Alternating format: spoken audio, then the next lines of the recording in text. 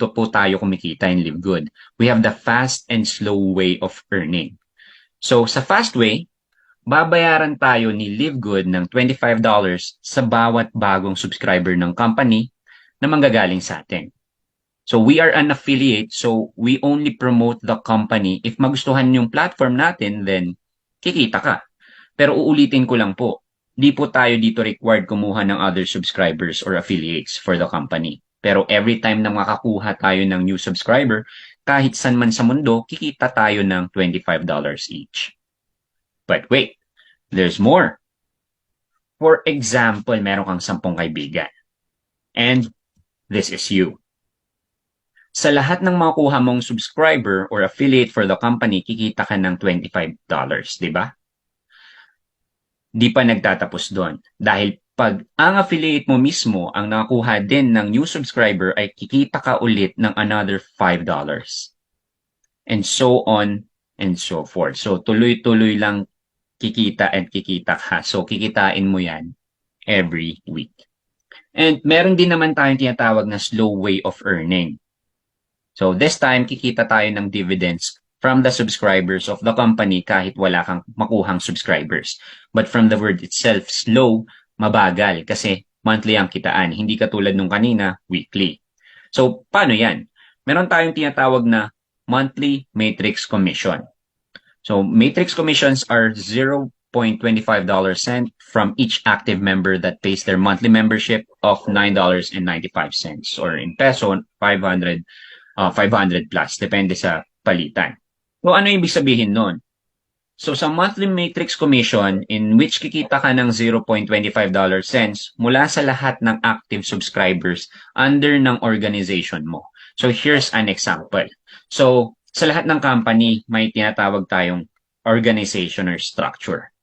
So kahit sa government, meron yan. Kahit sa opisina nyo, merong CEO, President, Vice President, Board of Directors, Managers, Supervisors, employees, security, maintenance staffs, or janitor, etc. So, for example, this is you, okay? Wala kang sariling affiliate or subscriber.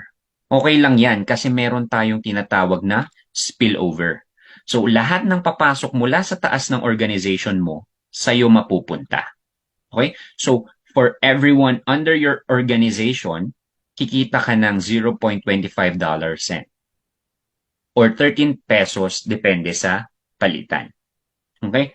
So, parang maliit siya, di ba? Pero imagine mo if 100 na subscribers yan. That's 1,300 pesos in a month. Okay na, di ba? Eh, what if 1,000 na tao yan, 1,000 subscribers. That's 13,000 pesos. Di na masama considering na wala kang ginawa. Nag-subscribe ka lang, meron ka ng monthly income na pang dagdag gastusin. So imagine mo na lang kung umabot ng 8,000 yan.